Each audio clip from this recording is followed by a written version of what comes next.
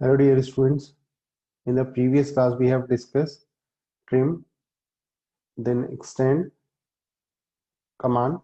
Now today we are going to discuss another command, modify command of AutoCAD, that is fillet and chamfer.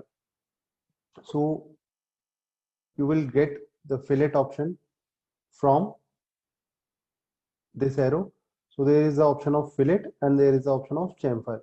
So you can select it from here, or you can type fillet or chamfer in this command line. So from both the option you can select fillet and chamfer.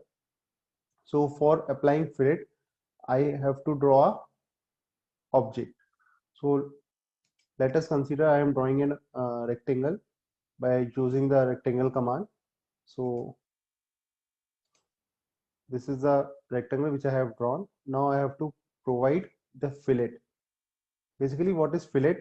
Fillet rounds and fillet the edges of the object.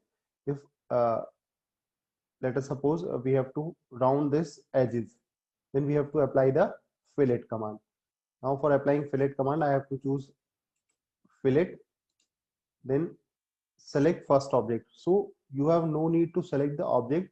First you have to enter the radius for which you have to provide the fillet.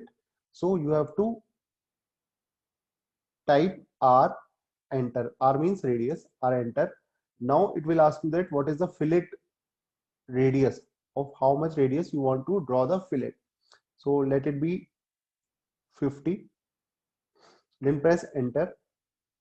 Then AutoCAD will ask you that select first object. So let it be the first object is this one, and the second object is this one.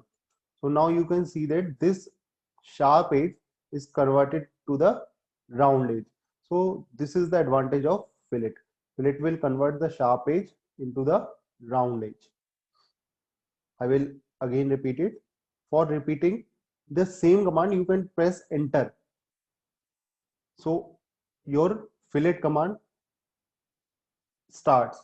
So first you have to press enter, R, enter, that is radius. Then amount of the radius which is to be provided for the fillet, let it be 60. Then select the first object, let it be this line and this line. So this fillet is provided by this fillet command. Now next command is chamfer command. Chamfer command is for what? Chamfer command is to bevel the edges. If these are the sharp edges and if you want to provide bevel in between these two lines, bevel, then you have to apply chamfer command. So I am applying chamfer command to do the beveling of the edges on this part of the rectangle.